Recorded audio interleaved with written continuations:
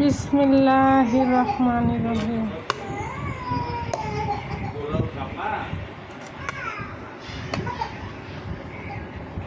এখানে দিয়ে দিব ইলিশ মাছ, তারপর দিয়ে দিব লেবু, তারপরে এটা হচ্ছে বলেন তো এটা কি। তারপরে নিয়ে নেব, এখানে দিয়ে দিলাম মুরগির মাংসটা।